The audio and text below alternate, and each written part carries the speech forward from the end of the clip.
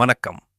வசூல் ராஜா ஆப்பில் ஆஃப்லைன் மோடில் வசூல் செய்வது எப்படி என்பதை காணலாம்.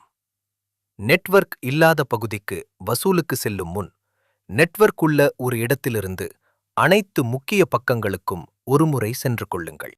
டுடேஸ் கலெக்ஷன்ஸ், லோன்ஸ் மற்றும் பாரோவர்ஸ் பேஜுகளுக்கு சென்று கொள்கிறேன்.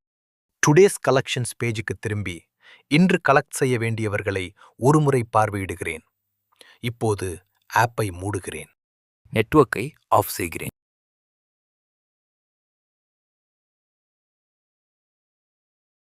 நெட்வொர்க் இல்லாத பகுதியில் வசூல் செய்ய வசூல் ராஜா ஆப்பை திறக்கவும். Unable to load dashboard, no internet என்ற மெசேஜ் வரும். இதை பற்றி கவலைப்பட தேவையில்லை. இன்டர்நெட் இல்லாத போதும் டுடேஸ் கலெக்ஷன்ஸ் பேஜில் எல்லா வசூலும் வரிசையாக தெரியும். இங்கு ஆஃப்லைன் நெட்வொர்க் இல்லை.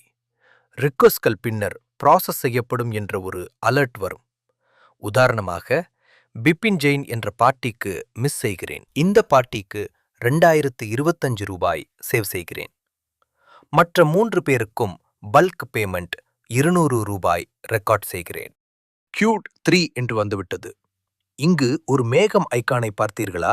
அந்த மேகம் ஐக்கானை கிளிக் செய்தால் சேவ் செய்த ரெக்கார்ட்ஸ் வரிசையாக கியூ ஆகியிருப்பது தெரிகிறது.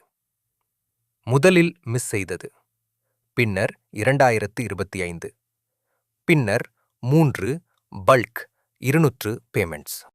அவை ரிக்வெஸ்டா இங்கு வந்துவிட்டது. ஆப்பை மூடுகிறேன்.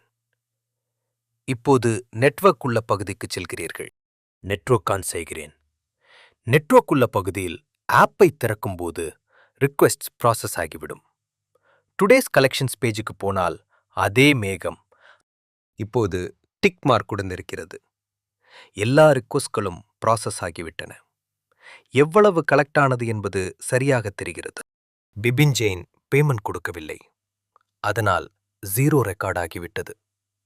அடுத்தது 2025 பேமெண்ட் செய்தோம். வசூல் ராஜா ஆப்ல நெட்வொர்க் இல்லாவிட்டாலும் ஆஃப்லைன் மோட்ல வசூல் ரெக்கார்ட் செய்வது தானாக இன்டர்நெட் வந்தவுடன் டேட்டாபேஸில் சேவ் ஆகிவிடும். வசூல் மட்டுமல்ல, லோன்ஸ், பாரோவர்ஸ், எக்ஸ்பென்ஸ், இன்வெஸ்ட்மெண்ட்டை கூட ஆஃப்லைன் மோடில் சேர்க்கலாம். நன்றி, வணக்கம்.